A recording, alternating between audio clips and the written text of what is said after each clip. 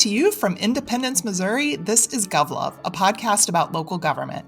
GovLove is produced by ELGL, the Engaging Local Government Leaders Network. ELGL is now accepting nominations for the 2025 Top Influencers in Local Government. Visit elgl.org today to nominate people who make a difference in their communities and the larger local gov network. The deadline is February 28, and honorees will be announced during Public Service Recognition Week in May. I'm Lauren Palmer, a partner with EverStrive Solutions, and your host for this episode. Today, my guest is Marissa Baum, the head of communications for the town of East Hartford, Connecticut, and just a lovely person and someone I am so proud to call my friend. So, Marissa, welcome to GovLove. Thank you, Lauren. I really appreciate you having me on this show. Longtime listener, so this is actually really exciting to actually be a guest and have my own episode. Trying not to keep out a little bit fangirl. I feel like the real government nerd in me is coming out right now for sure. Well, GovLove is a place for government nerds, so I'm thrilled this worked out to have you on. ELGL member and superstar, and we've got a lot to learn from you. So I'm very excited for our conversation today. But of course, first, we're going to start with our lightning round. So my first question for you, what genre and or era of music best describes your personality? Oh my gosh. Okay. Is it cheating to say iTunes on shuffle? I mean, there are so many days when I find myself tapping into different areas of my personality and interests. Some days I put on my white hat and handle business, and then other days I'm outdoors cycling one of Connecticut's historic rail trails.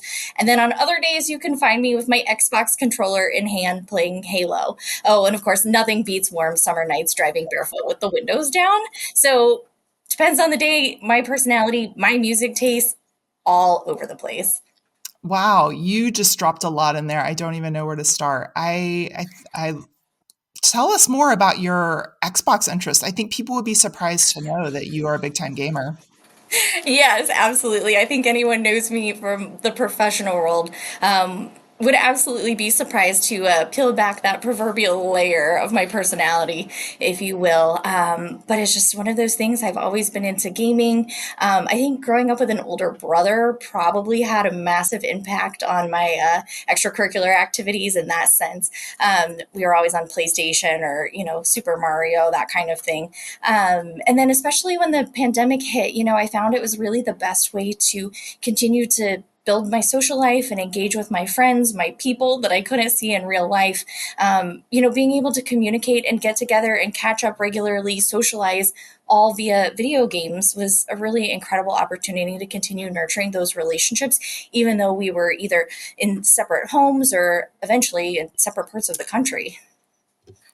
So fun. I love this. All right, second question for you. What's something you're reading, watching, or listening to that you would recommend to our GovLove audience? Yeah. Okay. So I have to ask that you don't judge me on this answer. But when I took this position just over a year ago, I, of course, started rewatching some of the classics. We've got West Wing, Scandal, Parks and Rec, those truly accurate depictions of what government work is. 100% accurate. But okay, to answer your question seriously, a few years ago, I was actually gifted Oliver Burkeman's 4,000 Weeks, Time Management for Mortals, and I could not recommend this book enough. So it's based on the premise that on average, the human lifespan is about 4,000 weeks if you live to be about 80 years old. And it really explores the pitfalls of modern life and time management, like the efficiency trap, FOMO, and the issue of feeling like you don't have enough time, along with anxiety about future time. So he explores the idea that even on vacation, as humans, we strive to make the most of our leisure time, therefore turning activities intended for fun to what is essentially yet another to-do list. So he also makes this really interesting observation on email efficiency that really resonated with me. He says, I soon discovered that when you get tremendously efficient at answering email, all that happens is you get much more email. Productivity is a trap, and trying to clear the decks simply makes them fill up again faster. So I think a lot of people listening would probably have that resonate with them as well. I try to remember this when I find myself responding to emails at 11 o'clock at night in an attempt to catch up. This is great advice. I have not heard of this book, but it was probably written for me. I'm one of these people who is trying to put down my phone. Like my New Year's resolution was less screen time. So, Yeah. yeah, I'm excited to take a look at this. Good recommendation. It's a good one, but don't add it to your to-do list, maybe? Yes, good point. Get caught in that trap. Okay, my final question for you is a little hint into some of your background that we'll learn more about as we get into our interview. But I got to know, Marissa, what do you prefer, Connecticut coastal cuisine or Kansas City barbecue? Mm. So I do love my new home state. However, I think a more fitting question would be Gates or Q39. So I absolutely have to give a shout out to all of the amazing barbecue in my hometown, Kansas City, as you teased. Especially some of those like super local joints that hit it out of the park every single time. You've got Slaps, Harp, Rosedale, Chef J, so many others. However, I'd be remiss if I didn't give a huge shout out to a Connecticut favorite, Bear's Barbecue, and owner Jamie McDonald, who I might add also hails from KC. Wow, this is awesome. You're like telling us where to get the good Casey barbecue up in New England. That's a good Absolutely. tip to have. Okay.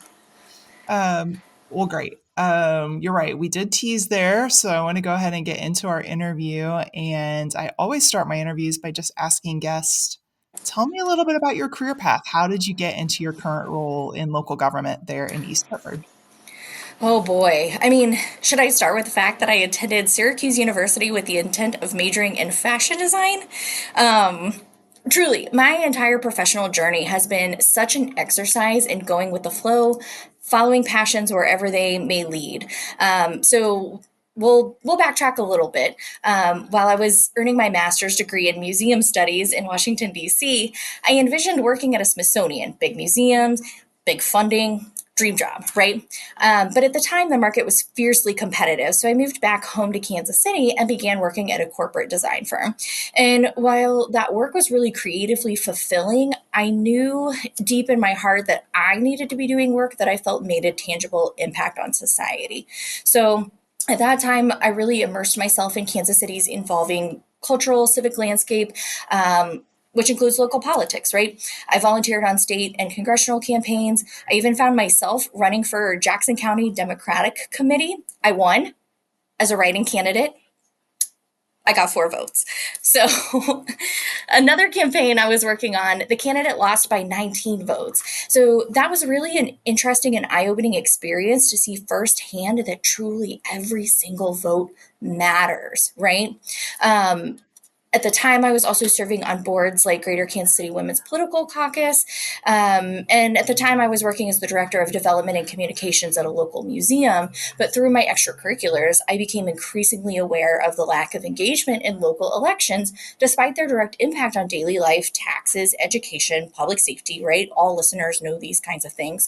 And so during the pandemic, when I took a wild leap and moved across the country for a museum job in New England, I had known for a while I wanted to move back east, wanted to be closer to New York, Boston. Of course, blue state politics didn't hurt either.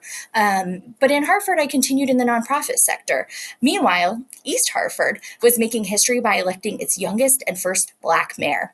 So Connor Martin and I had met at a congressional campaign event, and we had a mutual friend in common. So when I learned that he was hiring a head of communications, I saw this unique opportunity to turn my longtime passion for politics into my full-time career. And I joined his staff almost exactly a year ago. Incredible. I love that you have this artistic background. Regular listeners to GovLove will know that I've interviewed a few other people who have sort of these odd career paths of starting their undergraduate degrees in some version of design and then winding up getting that hunger for a mission driven life and landing in local government. So I'm glad you found your way here too. All right, we want to hear more about East Hartford, especially for our listeners who maybe have never been in your area of the world. I fortunately got the chance to visit a little earlier this year and really enjoy getting to see some of your space. But for our listeners who haven't been there, tell us about the East Hartford community. What do they need to know? Sorry, somebody opened my door. Give me one.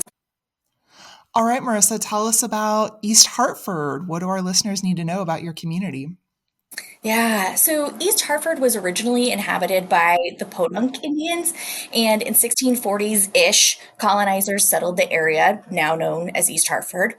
In 1929, aerospace giant Pratt& and Whitney built their headquarters here, and East Hartford became one of the most important military industrial centers during the 20th century, serving as headquarters of one of the primary producers of fighter jets. Um, as Hartford, our state's capital, and neighboring city across the river really began to build up, due to redlining policies and restrictive covenants, East Hartford was eventually built up with factories and low cost housing for foreign immigrants. In fact, East Hartford actually had more of its geographic area redlined than any other municipality in Greater Hartford. So by the 1970s, East Hartford was developed and almost completely urban. We are very much a minority we are very much a majority minority community with 48 different languages spoken in our schools. We have about 51,000 residents, and we operate under a strong mayor system, with the mayor serving as CEO and 9 member town council having fiduciary oversight. Current major employers include Pratt& and Whitney and RTX, formerly Raytheon, Coca-Cola, and Goodwin University. The town is very much on the precipice of a major revitalization, with the mayor's primary focus being revitalization of Main Street, safety and walkability, economic development, arts and culture, and civic pride. This drive has also prompted us to undergo a major community branding initiative, working directly with our community to establish a new brand and visual identity for the town. So please keep an eye out for our launch of that, likely near the end of 2025.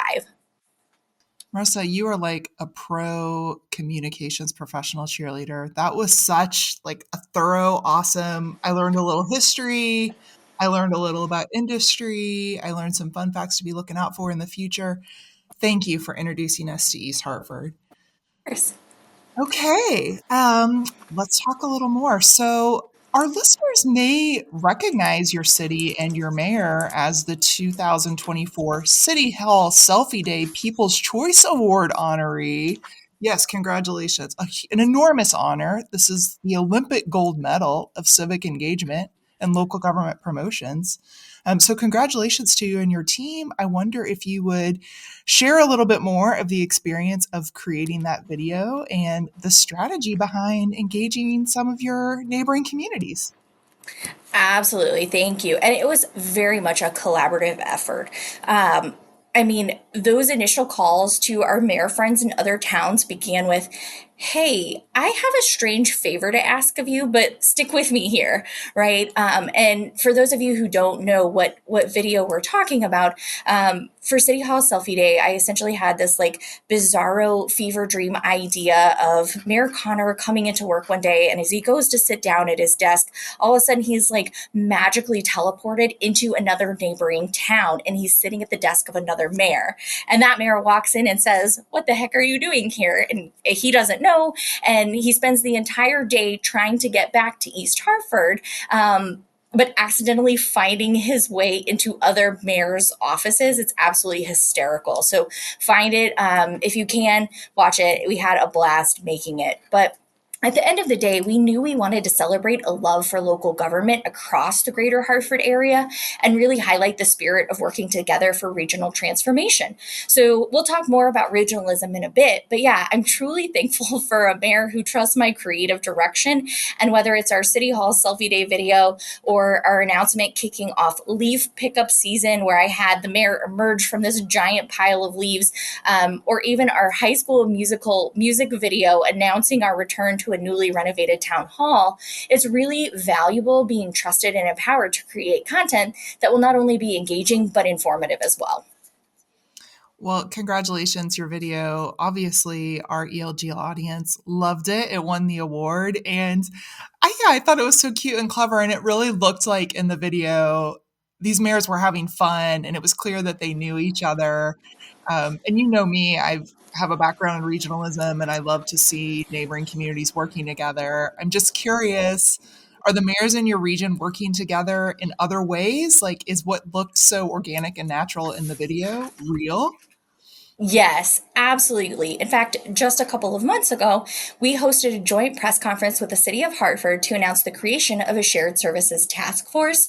So, the idea in this is that there are three areas in which we think we can improve: shared services, shared vision, and shared tourism, entertainment, and culture to improve city functions, activities, or services through collaboration. So, this could look like shared positions where both municipalities who are having trouble filling the same vacancies, or cost savings shared through bulk purchasing, or shared infrastructure like a regional public safety or public works facilities. This could also be the expansion of major festivals and tourism efforts to involve both sides of the river. So we see collaborations like this already in play across the region in models like mutual aid, town and school services sharing. And then here in Connecticut specifically, we have the Capital Region Council of Governments. So for us, this is a revolutionary initiative for Hartford and East Hartford. We've seen similar models before, but I really look forward to seeing what these feasibility task forces really discover.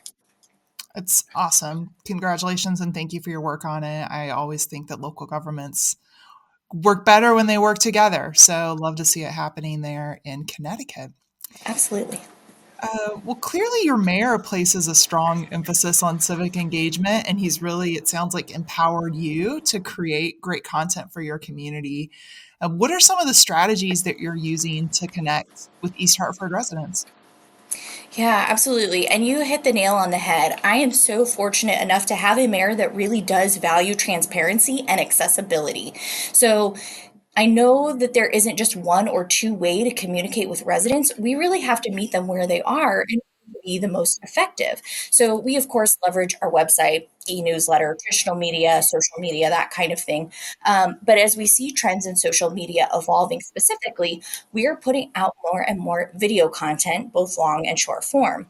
So, for example, every other week we put out an Ask the Mayor video where Connor directly addresses questions submitted by residents. We were also hearing that residents aren't aware of the status of all of our economic development projects.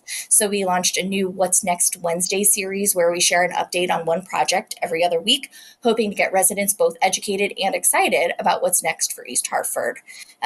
We also realized that residents aren't attending town council meetings. So why not bring those town council meetings directly to them? This year, we launched a Mayor's Minute video series in which Connor gives a quick rundown of important takeaways from the previous night's council meeting. Each month, we also host a Meet the Mayor lunch, dinner, or happy hour at a resident restaurant in town. We move times, locations each month with the intention of really creating the most opportunities for any resident to attend, regardless of their geography or personal schedule. And the responses we're seeing are really overwhelmingly positive. It's clear that residents do appreciate the mayor's commitment to transparency and accessibility. So that helps guide our decision making for future initiatives. So, of all the things you've tried, is there one thing that you would point to as being just wildly successful that you'd recommend to our listeners? Mm. Well, I don't know if I would recommend it to listeners, but earlier this week, Lauren, you and I talked about a recent social media post from the town of East Hartford's official government page that has had quite the impact on my week. This example really examines the subjectivity of the word success. But we felt we needed to make a statement notifying our residents that ICE agents had been confirmed to be operating in our town. We also wanted to try to combat some of the fear and the anxiety that we're seeing in our incredibly diverse community. I might add, East Hartford is the second most diverse town in Connecticut. So we wanted to remind residents that they have certain rights should these federal agents potentially show up at their door. The goal of this information is to be transparent, to assuage fear, and to educate everyone. However, overnight, our post had gone national, and we were seeing extremists claim that we, as a government municipality, were operating illegally and obstructing justice. Within 48 hours, our post had been shared 10,000 times, garnered 1.6 thousand comments, and had been shared to countless major media platforms for millions of views. So, what's interesting about this is while the majority of the comments and commentaries about our post quickly devolved and took extreme political stances, the informational goal of our message was never changed. So, our outcome of informing and educating went far beyond the boundaries of town lines, and therefore, I choose to deem it incredibly successful. Okay, I like that perspective. It sounds like you've had a heck of a week. I like to say on GovLove that sometimes we do our best learning through failure. Is there anything that you've tried that you would say was maybe a bit of a flop or just didn't land exactly the way that you wanted it to, and you've learned something through that process? Yes, absolutely. So, honestly, so many things, right? Marketing is such a funny world, and that there is a lot of unexpected failure and just as many unexpected successes. So, I'll deviate from my government work for just a second. And in a previous position, I launched this major campaign to advertise an exhibition. I felt like our approach, which included playful animations, a crowdsourced naming campaign, and unexpected ad placements, would really drive not only a high number of visitors, but bring in your non-traditional museum audiences.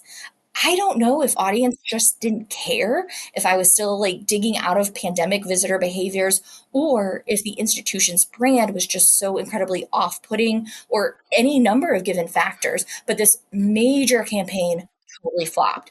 And it's really hard when you're trying to leverage creativity for conversions. Sometimes your audiences just don't respond in the ways that you would. Um, how'd you pivot from that? What'd you do differently? Yeah, it's one of those things that we could only wait as far as pandemic visitor behaviors and see if there was a slow return to activities. We also pivoted right around the same time, the exhibitions that we were offering. So we're taking a completely different creative direction as far as our campaigns were going, as well as our target audiences. So the good news is it was one of those opportunities where I could fail and I could fail quickly, and then we could move on to the next project. Well, I want to hear a little bit more about what you're up to now. You've got a few months before you have to start gearing up for your new strategy for City Hall Selfie Day. So, what in your current workload has you energized and excited to go to work these days? Yeah, that is such a great question. I mean, I really appreciate the expertise and leadership of all of our town directors. There is such an underlying foundation of respect and responsibility that each director is truly seen and valued as the subject matter for their area. There is so much good intent and general altruism within our staff leadership here at East Hartford. And I'm really unfortunate enough to learn from every single one of them all the time. And I truly believe that in our mission to serve residents and move East Hartford forward. So this has been an incredible experience just learning from all of the different subject matter experts across the town departments. And I truly, like I said, believe in our mission and the work that we're doing, so much so that after living in the same town after my 4 years in Connecticut, I actually just bought a house right here in East Hartford. So it's incredibly exciting to be a part of this forward momentum and Mayor Connor's vision. Awesome. Well, I was really excited to have this conversation with you, Marissa, because my new fascination is around work to bring more artists to the civic table. I'm really fortunate to be involved right now with Arts KC, which is our regional arts council here in Kansas City, and they're working on an initiative to develop more local capacity for artist engagement in local government. And I have learned so much through this work that has just blown my mind, and I can't stop talking about it with my local government friends. So I'm dying to talk about it with you. You have some personal experience with this, and I would love to hear how your background in arts and culture has helped you be successful in local government. Yes, I love this so much, and I'm so excited for you. Actually, I was fortunate enough to sit on the Arts KC Fund Advisory Committee when I first moved to Kansas City. So I actually met a great friend and mentor, and later fellow Centurion, Lydia Allen, through that experience. In You may, or listeners may or may not know, that Kansas City was actually designated the first and only creative city of music through UNESCO in the United States in 2017. So that's a really exciting designation, and I'm excited to see that Kansas City is continuing to invest in that local and creative arts scene.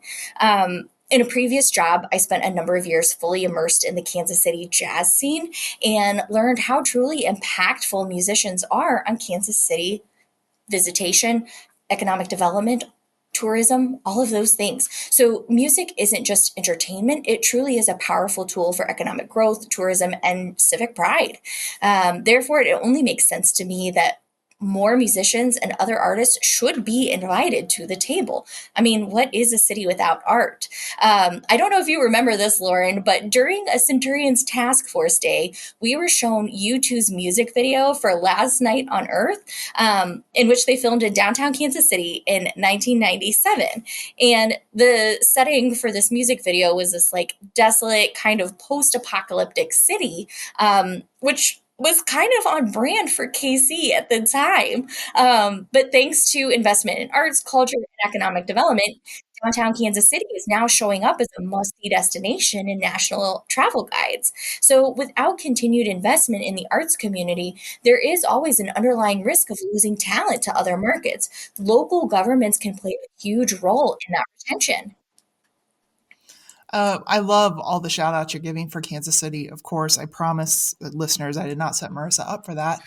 Um, but yeah, you're giving me a lot to think on there. I'm one of the things I've learned kind of doing this work with Arts KC is that sometimes we can pigeonhole the work of artists in the civic space. I think I can say from my own experience, like from a city management background, like when I think about artists in government, my brain goes immediately to the Public Art Commission Yep. and the people who do the selection of public art pieces, which is all great and valuable work, but um, I think it minimizes the role that creative minds can play in broader government problem solving.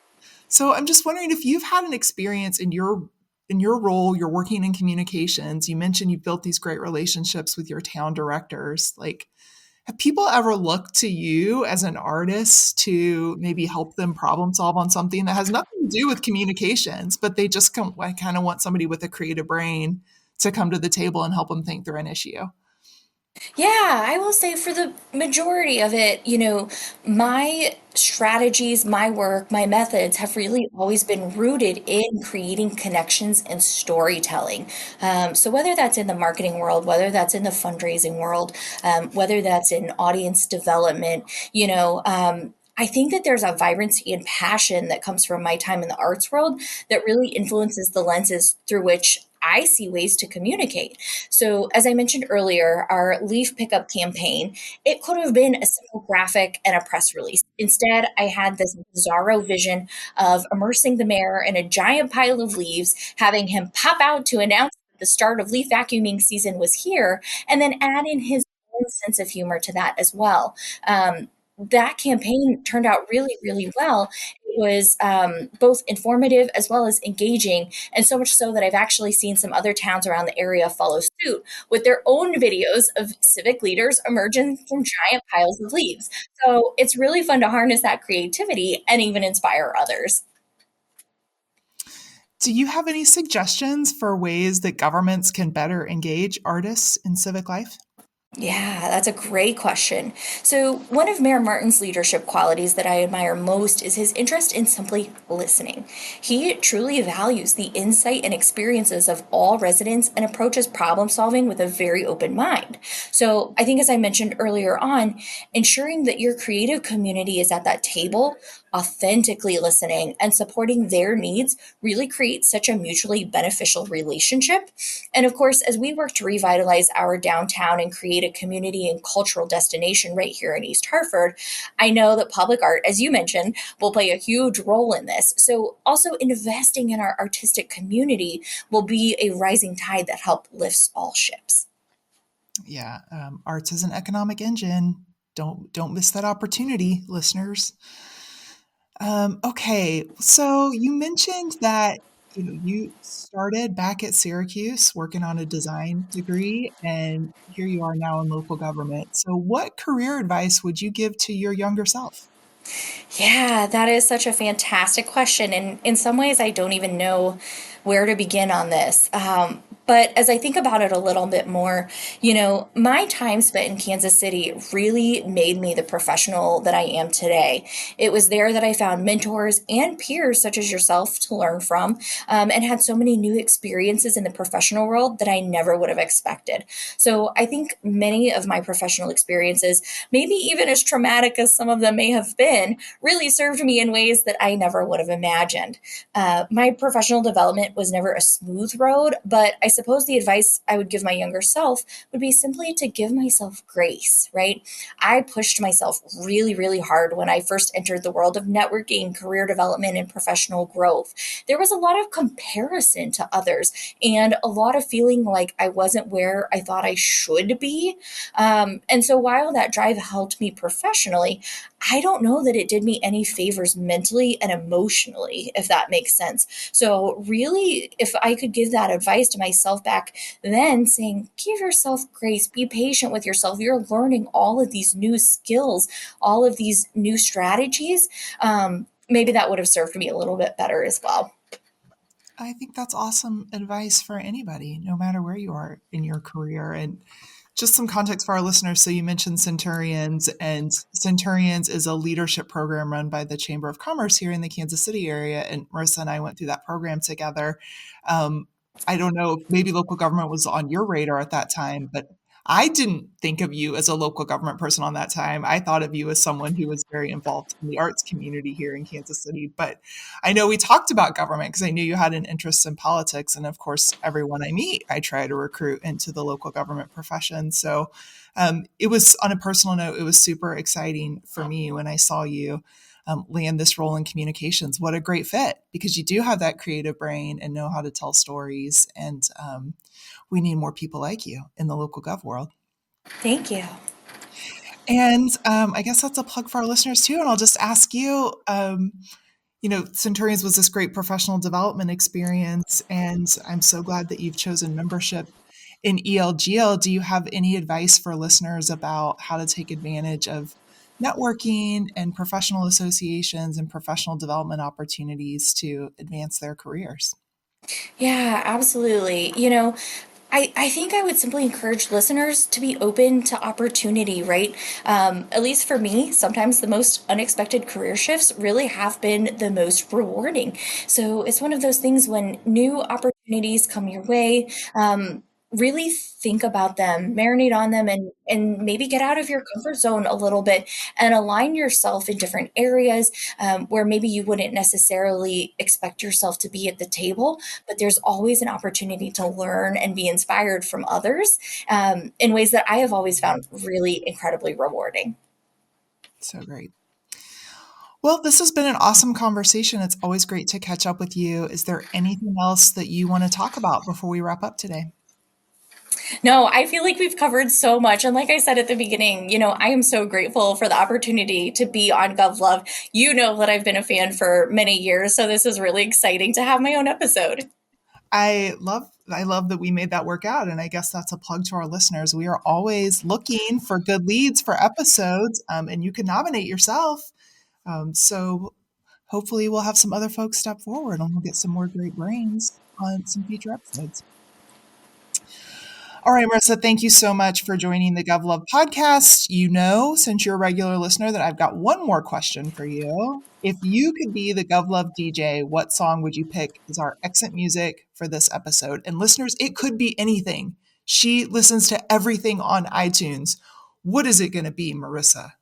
This is such a great question. And typically, I'm ready and prepared with my walk up song, All I Do Is Win by DJ Khaled. But I think, in light of our conversation today about resiliency, growth, confidence, I got to go with Cardi B's Bodak Yellow.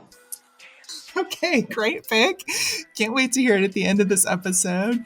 Thank you so much for your time. Listeners, that ends our episode for today. I am so grateful to our guest, Marissa Baum from East Hartford, Connecticut. And to our listeners, thank you so much for joining us. You can reach us at elgl.org/govlove or on social media at GovLove Podcast. This has been GovLove, a podcast about local government. Cutting off, so don't get comfortable. Look, I don't dance now, I make money move. Say I don't gotta dance, I make money move. If I see you now speak, that means I don't with you. I'm a boss, you a worker. I make bloody moves. Now she say